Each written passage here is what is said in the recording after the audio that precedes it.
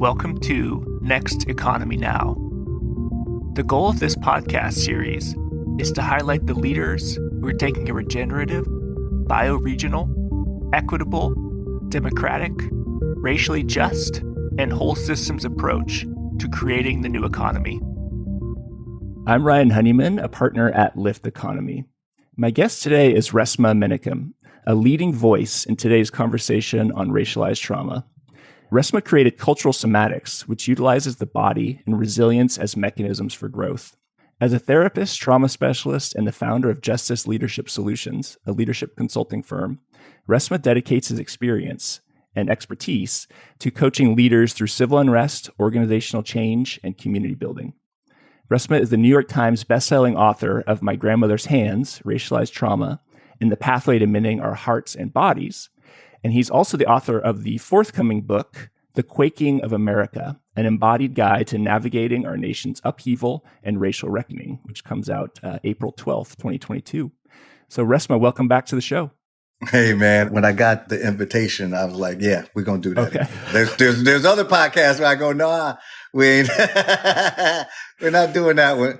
I realized something that's like a little bit embarrassing, but I should have known this earlier, is on your photo that you have, I think it's on the cover of your podcast. I realized that's Nipsey Hussle on your that's sweatshirt. Nipsey. Yeah. And I was like, okay, this like makes more sense now. Everything, Yeah, man. Look, I have a number of people that I go to that were real philosophers.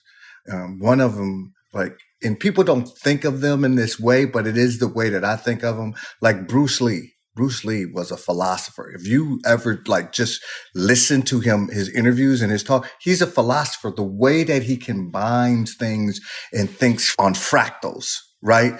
Muhammad Ali was a philosopher, right? Nipsey was a philosopher. The way he talked about how you have to build things and how you get into trouble by trying to leap over the brick by brick, right? But you just want a brick wall, but you don't want to go through the brick by brick. I mean, it's just, in the Black community, we have a lot of knowledge that white supremacy says is invalid. And I really believe, and white body supremacy says and deems invalid. And I really believe when I see Black bodies and Black people and indigenous people like on the come up, it fills me with so much joy because it is literally the energy of creation busting through concrete.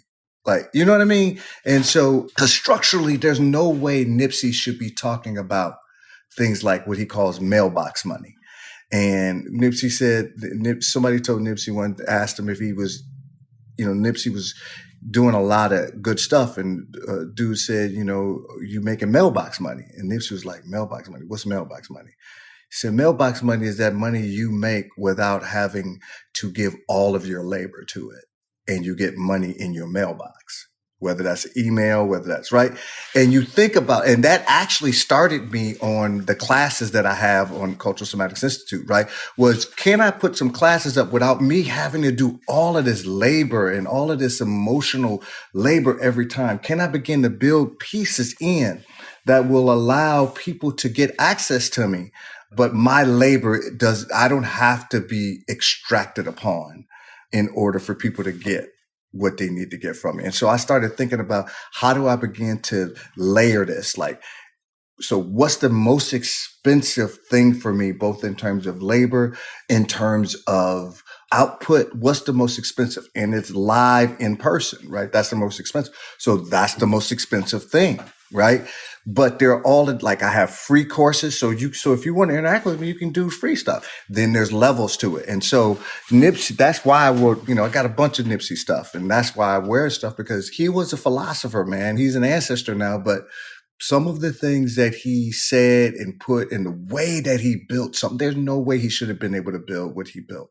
And he had a knowledge that could transcend what people thought was his station. He used it as fuel as opposed to it burning him up. He used it as fuel. And so, yeah, that's why I like him. Yeah. He was the first one who I really realized he kept talking about have the rights to all my tracks. And I was like, no one has rights to their tracks? Like Nipsey knew. Yeah. I mean, it's stuff like that, man, that's when you know you're dealing with somebody that is transcending the moment. They're transcending the moment. Like his tracks at the beginning, nobody was listening to him, right? But he owned them, right? And he kept hustling and he kept moving and he kept doing. And then when stuff pops, now people look back and go, oh, what about those? Yeah, I got that. I own that. That's mine, right? You can put it on your commercial if you want to, but you don't pay RCA, you pay me, right? There's a lot of people who have hustled. Like I come from a long line of hustlers and just, grinders. And one of the things about like I've learned is that do what you love, even if it don't make you, the money that you think it should be making you. Do what you love, because eventually the world will catch up. And once it do, if you're doing what you love and you own your own shit, you talking a different type of relationship now, right? It was literally what Prince, like when Prince had Slave, but that was about his masters. He was like, I'm done sending these folks babies to college. And I'm producing all this stuff. And why is the relationship between a record company? Why does ownership have to be? All they need to do is distribute. Why is the ownership piece? Why does they have to own my creation? Right. And that was his whole thing. That's why he went back and recorded all of his old music, re-recorded it in the vault. Right. That's why he did that, was because he said, okay, y'all own those masters. You own these masters. I own these masters. You see what I mean? Like the structure, man, will have you believe that there's only one way to do this thing. And it's either being adjacent to or kowtowing to white body supremacy, right? Like make white bodies comfortable and you can make it, right? Tell white bodies what they want to hear and you can make it. And what a lot of people are showing is that there ain't no one way to do this. And your avenues are your avenues. They're not the avenues of creation. Creation itself is what guides me, not the structures you don't put in place. So, yeah. Yeah, one of the things I was going to try and do on this podcast, I have some words and also some concepts, and just wanted to get your thoughts on how you're cultivating your relationship to those things. Mm-hmm. So one is this idea of joy. How is joy showing up in your life, and how are you cultivating your relationship to joy? So the concept of the white body deeming and has deemed itself the supreme standard by which all bodies' humanity shall be measured structurally and philosophically. That concept is a thwarting concept, right? And one of the ways that I'm cultivating more joy or access to it, not necessarily like you don't see me walking around like, whacked out, like, hey, right? But I have a little bit more room for it now. And that's been through cultivation. I have a little bit more room to actually pause and slow down and see when my kid is doing something that he like keeps knocking on my door. Said, Dad, can I need to show you this. And I'm catching myself now going, dude, get up, just go, like go. And sometimes I do, sometimes I don't, but I'm starting to catch myself. So to me, that's on the pathway to joy. I think I'm starting to laugh more and I'm starting to reclaim pieces of myself that I think, especially after I got back from Afghanistan, that really closed me off. And so there was parts of me that were goofy and weird and like just kind of, as my wife said, you got that old man energy. You got that old creepy ass man energy, right? So I'm starting to own that energy more. I'm trying to, just being, stupid. And so joy for me is that. Joy for me is also watching Black bodies resist this bullshit in both subtle ways. I watched a comedy show on Netflix last night, a comedian by the name of Earthquake. And some of the things that he said is really about resistance. And many times people just say, oh, it's a joke. It's a joke in that you laugh. it ain't a joke in what it's moored in, right? And so this idea of Black resistance, like it's relatively new, Brian, that I could be on this call talking to you and be somewhat sure that when I leave or go outside, that there's not a lynch party waiting for me. Talking the way that I talk. For most of our history, the white body has had full and unfettered access to my body. It is relatively new that I have some, and that's relative, right? Because Ahmaud Arbery didn't have that. Trayvon didn't have that. Breonna Taylor didn't. George Floyd. You see what I mean? Like it's relatively new, but it's relative. It's not like I don't have to concern myself with the feralness and the viciousness of this structure, right? I can't just keep walking. I don't have the luxury that most white bodies have when it comes to that. So, yeah. So that's one of the ways that I'm experiencing joy is watching resistance, watching some white people, or some Black folks and indigenous and other bodies of culture saying, you know what? I'm not allowing that.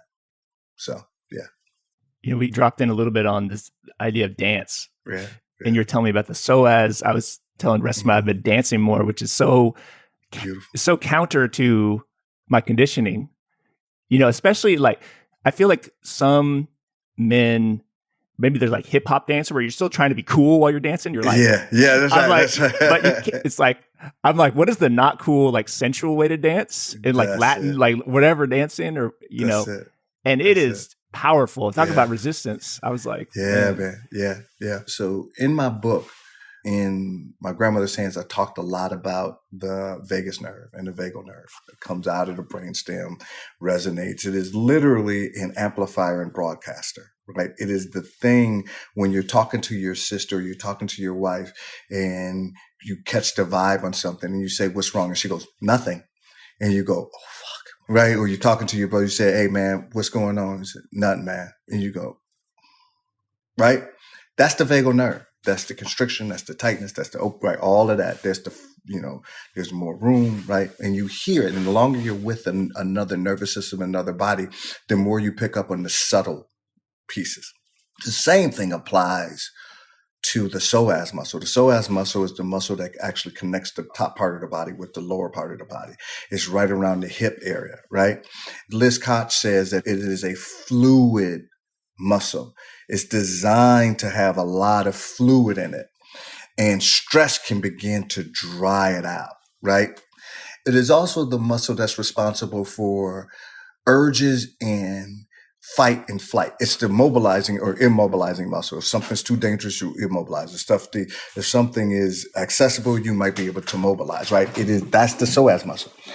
In a society that's predicated on the immature notion of the white body in the context of pigmentocracy, that the white body is the standard, there is things that have happened to bodies that I believe thwart and constrict natural kind of primordial movements, like of creation. Like one of the ways that creation moves is through a crawl, right? Or through pumping, right? And part of what I've been doing in some of my work is helping bodies, particularly Black bodies who've been impacted by 250 years of rape, legal rape, begin to sense into what happens in the hip, including the amount of spring-loaded charge that's in the hip. So moving your body, moving your hips brings into these kind of primal energies, right? Sometimes when I'm talking, I think people think I'm going to go into this mystic crystal, like that's not what I'm saying. I'm saying that we are a part of creation, not apart from creation. And some of what has happened in these structures have truncated the expression of that. And so beginning to play with your hips in terms of sensuality, beginning to play with it allows both that which has been thwarted to begin to show up, right? And that which could emerge begin to show up.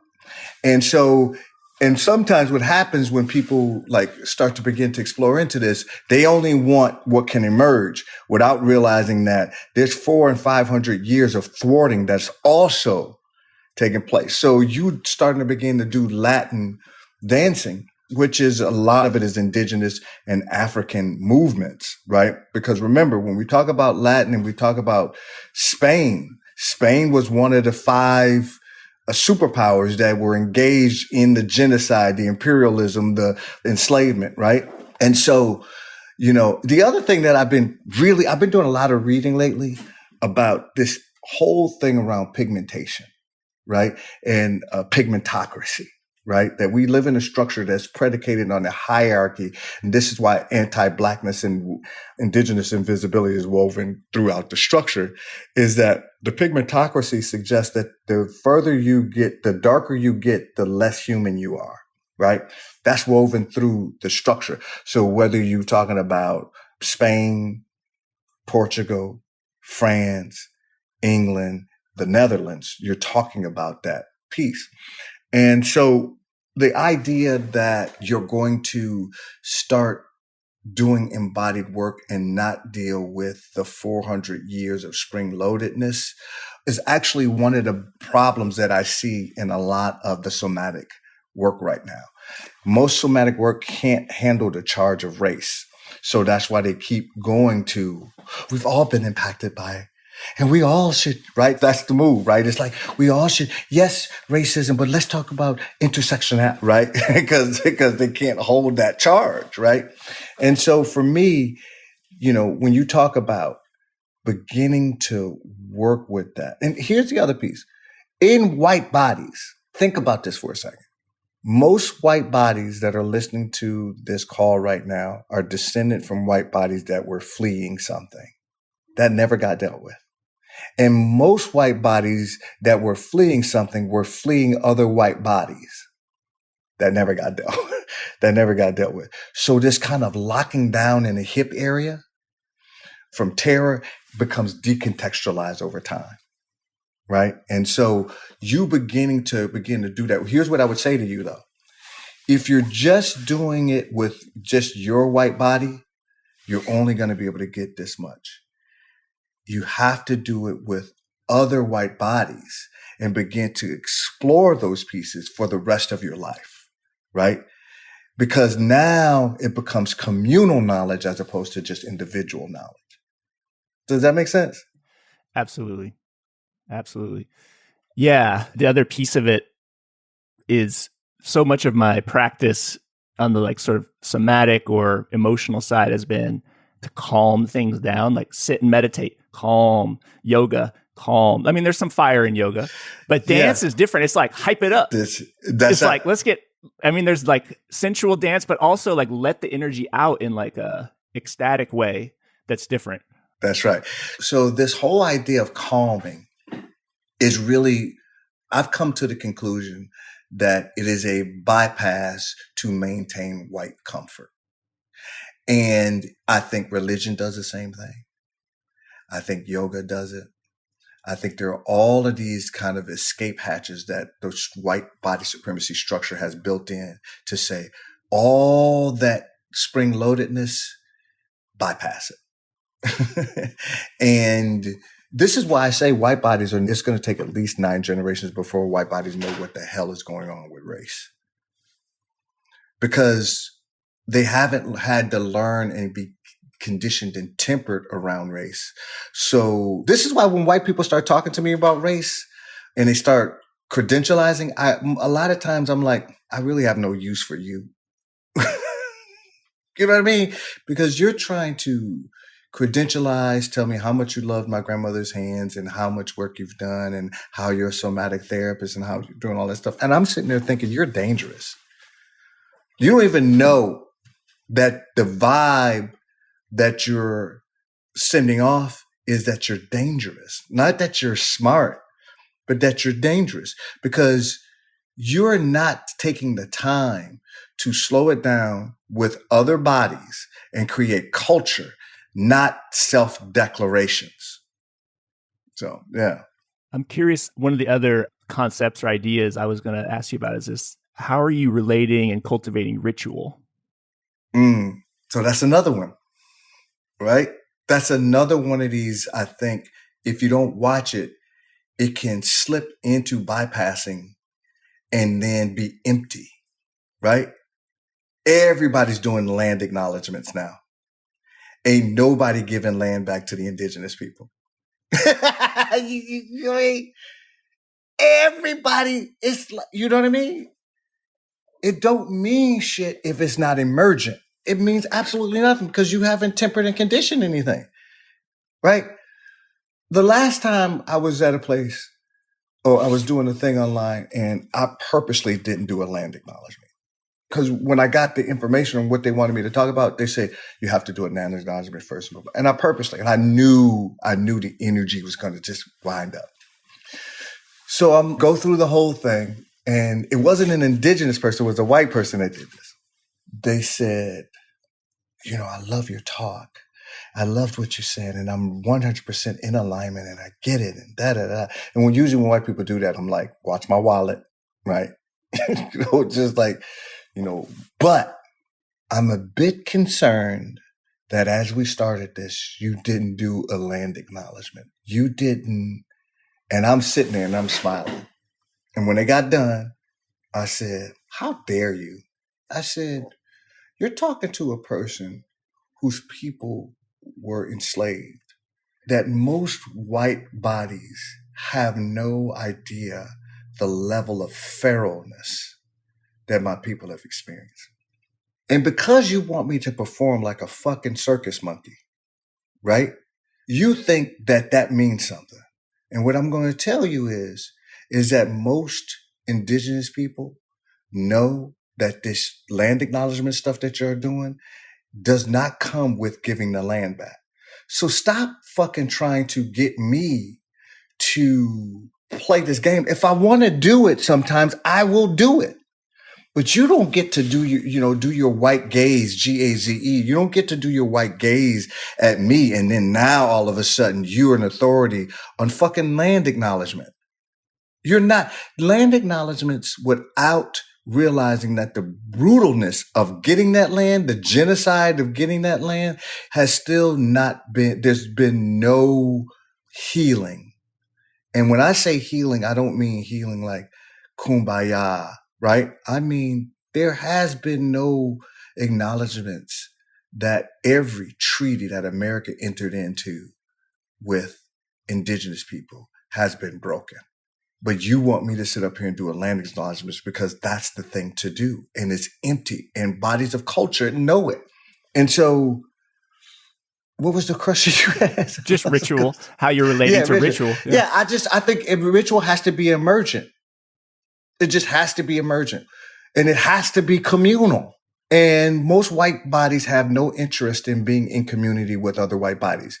They will live next to other white bodies. They will have white neighborhoods, but communal means intimacy, right? Creating a living, embodied, anti-racist culture, not being not racist. There's no such thing as not racist. It's either you're doing everything you can to usher in a living, embodied, anti-racist culture, or you're complicit by saying nothing, by doing nothing. Because one of the reasons why white bodies don't do anything is because they know the feralness and the viciousness of other white bodies. They've learned it through their participation in lynchings. They've learned it through their understanding of it. And so what ends up happening is white bodies more often than not don't want to contend with those pieces.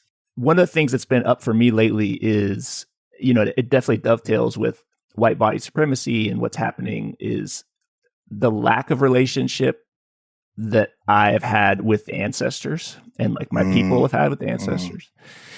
And I'm curious how in your life you're cultivating your relationship to your own ancestors, or how do ancestors show up in your life right now? Yeah.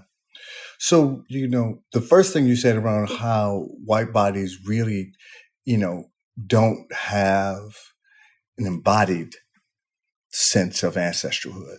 And I think that's the problem. And I think, so in my book, one of the things that I talk about in The Quaking of America, one of the things that I've been talking about is that when you watch January 6th, right? What you're watching, yes, is something that happened on January 6th, but it happened on January 6th in 2021. It happened on January 6th in 1987. It happened on January 6th in 19 '08. It happened in 60. You see what I mean? That feralness around white body supremacy and the rage really has nothing to do with Black and indigenous bodies and everything to do with white bodies being disconnected from the trajectory of history and the trajectory of creation and the trajectory of their ancestors. And so there's this piece that, and then that disconnection ends up decontextualizing itself and being standard. And so the closest that most white bodies can get to that is church or yoga, right? Or something. But even then, there's an experience of there's no there, right? It's like it's performative and I'm talking collectively, right? And some of it is because I don't believe that most white bodies have conditioned a communal container that can actually hold what it takes to look at this construction of whiteness. Like I said earlier, I've been doing some research I asked this question in my last workshop. I said, when did African people start to develop pale skin? Just think about that when I say that. When did African people begin to develop pale skin? When did Europeans begin to develop pale skin? Now, for somebody who's maybe read a little bit something, they'll know what I'm saying, right? That pale skin evolved from African people, from Black skin, right? And that occurrence of development really didn't happen and start until about 8,000 years ago. That's how close the idea of you as a white person is pale skin. That's how close that is. For most of our history, that hasn't been the case. Now, for some white bodies, they'll hear that and be like, that's bullshit, blah, blah, blah. And I would ask, there's this new thing that they just invented last week called Google, that all you got to do is Google, when did Europeans start to develop pale skin? And it all comes up to science. The science in this is like taking off. A lot of people are starting to begin to write about this. And so the reason why I said this is because just that notion is a constrictive notion for most white bodies, that white bodies come from Black bodies, right? That without the African woman that we all come from, without her mitochondria, nobody exists. And so for me, ancestralhood is how do you tie back to creation, not just how do you tie back to your Uncle John, right?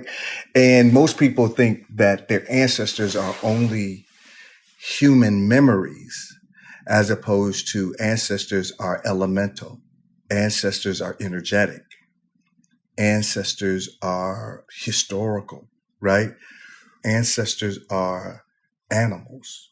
Right? Ancestors is fire and earth and you see what I mean? Like those pieces. And that's not just something you can just do and declare. It's something that has to emerge in a particular context. So that's how I think about the ancestral stuff like that. It can be used as another bypass. One of the questions you ask on your podcast that I might just borrow for a minute is how are you sleeping and eating, man? Yeah, man. Getting better now. The trials of the people who lynched and murdered Ahmaud Arbery, and then the Chauvin, and then the federal trial of the 3 police officers who also murdered him. Sleep has been off. Stomach's been off. Belly's been off. I'm trying this new thing too. I think that might have thrown it off into, well, I'm only eating once a day. And so my body's like, eat, so it's been off, but it's starting to even out a little bit.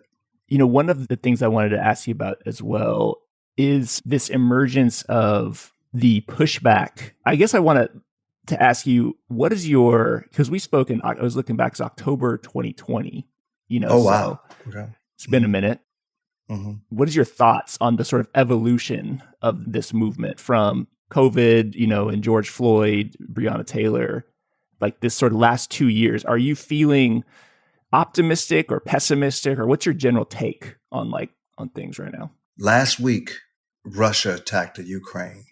And in the midst of that, white body supremacy showed itself. It's always there, but it showed itself. It showed itself in the feral, rancid way by some white bodies seeing other white bodies and saying, you can get on the train and you can get on the bus, but you Arab, you African, you brown-skinned people, I can tell you're not as fully human as me. Why? Because we live under a pigmentocracy.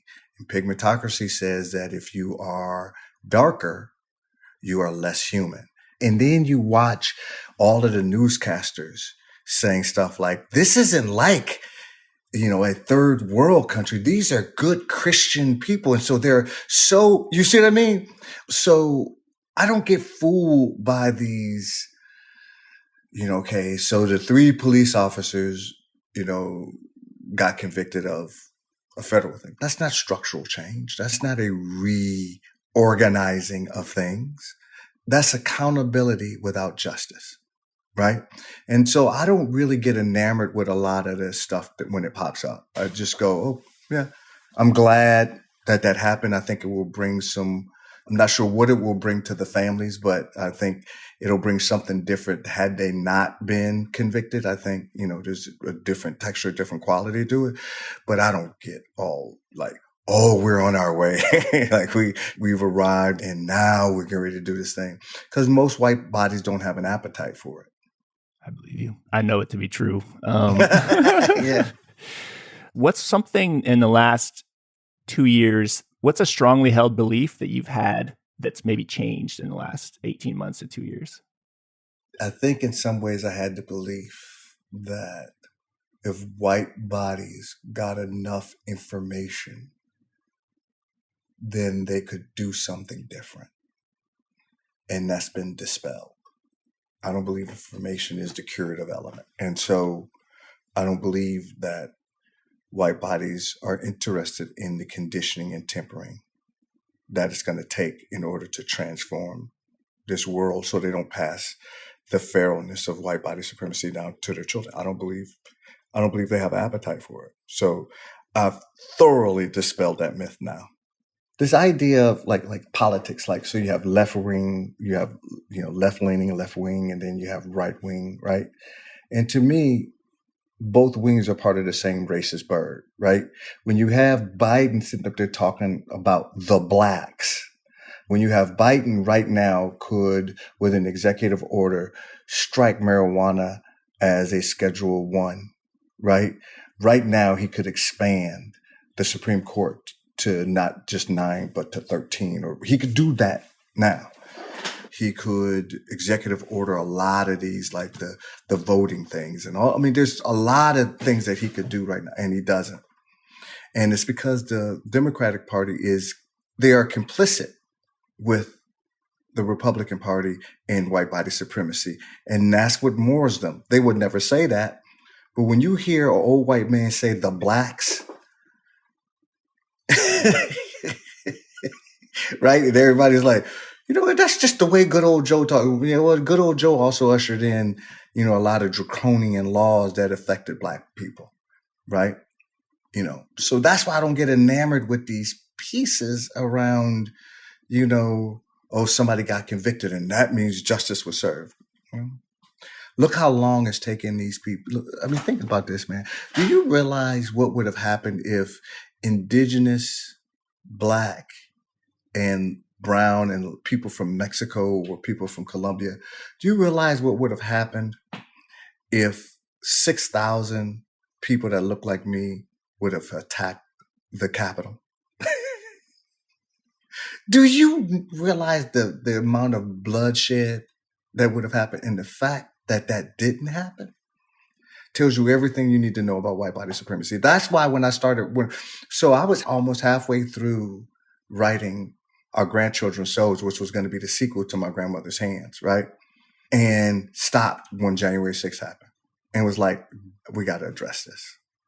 And so that's why The Quaking is the book that people are getting now. Let's talk about that book. So tell folks what's going on in that book.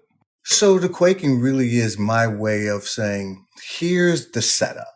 And here's what you can do about it. We are way down the road for having a war. This is not, for me at least. Think about this, right? You watched, a lot of white people were surprised and watched in horror what happened for January 6th. Just like, oh my God, like they're kicking in windows and beating up people and shitting on the floors and like just foulness, right?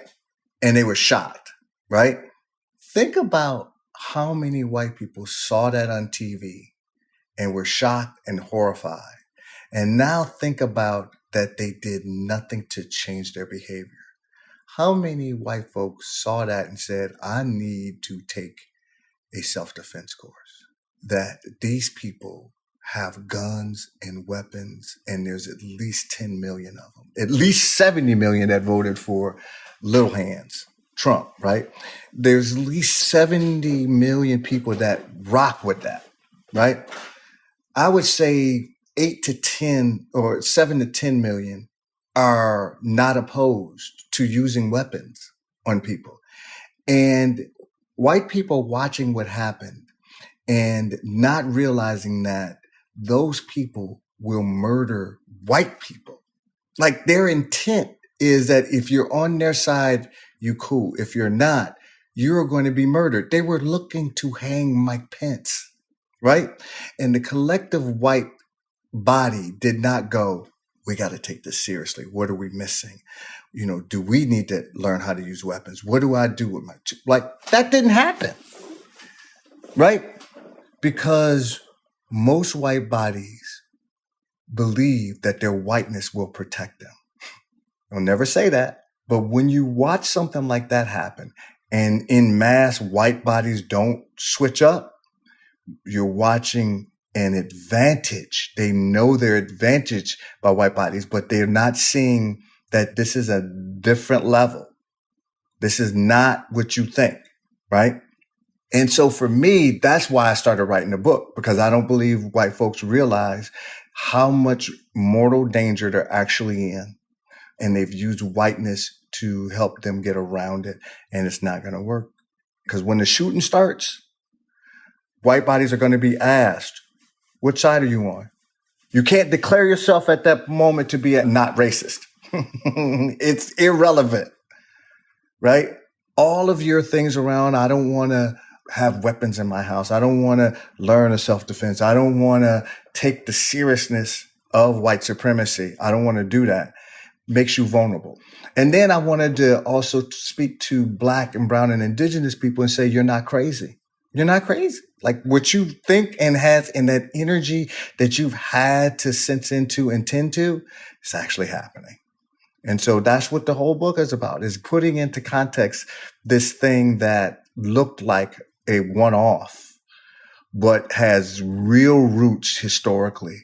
And then I provide, you know, a way to begin to condition in an embodied way so you can be ready for what's getting ready to happen.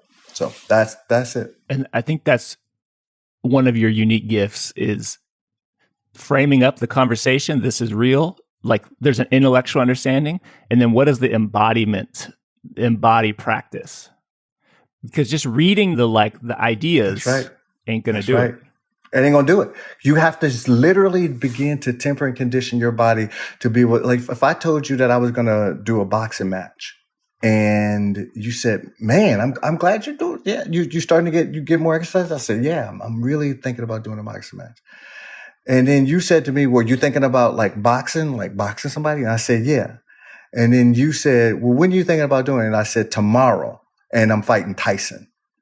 You'd be like, dude, you're not, what do you mean you're fighting Tyson? What do you mean you're right? Like, you'd be like, why do we think things is any different when we talk about race? And it's specifically with white folks. They just think that they can just declare and that's enough, right? And they're not conditioned. And so there's going to be a lot of pain, right? And sometimes I think white bodies are more willing and ready to deal with dirty pain, the pain of avoidance, than clean pain of going through it. So Last thing here, how can folks learn more about your work? So April 22nd, the book's coming out, the new book. April 12th. Sorry, April 12th. Yeah. 2022. Yeah. 2022, yeah. April 12th, 2022. And then, tell folks about like some of your offerings and where can folks learn about it. So if you go to resmaa.com, resmaa.com, there will be a list of all my classes is up there, workshops that I'm doing. I suggest people take the foundations course if they want to know more about, this work around somatic abolitionism. I am going to be actually on the Breakfast Club the week of April 12th again. I'm looking at some other talk shows out there too. I have a blog on Psychology Today now. And then I'm going to be doing a bunch of book signings. So I'll be doing a book signing in New York, Dallas, LA, San Francisco, Atlanta, and Minneapolis. Along with I'm cutting an album to go with the book and a traveling art exhibit. So what I would suggest is that people go to my social media, go to resmaa.com, sign up, go to resmaa.com, scroll down to the bottom, sign up for the newsletter so you'll know what I'm doing and stuff like that. And then just get involved and take some classes and let's try and change things. Yeah. I'm going to have to come down to San Francisco and say what's up. So I'm nearby. Yeah, please do. Just sign up for the newsletter so you'll know when it's happening. And then I'd love to see you, man. Well, Resmaa, thank you so much for being on the show again, and appreciate you. And I look forward to seeing you in person someday. Yeah. Appreciate you, man. Thanks. Next Economy Now is a production of Lift Economy. To listen to all of our episodes, go to lifteconomy.com/podcast. That's LIFT economy.com/podcast. You can also sign up for our monthly newsletter at lifteconomy.com/newsletter. Please also rate and review our podcast on iTunes, Spotify, Stitcher, or wherever you get your podcasts. Thanks for listening.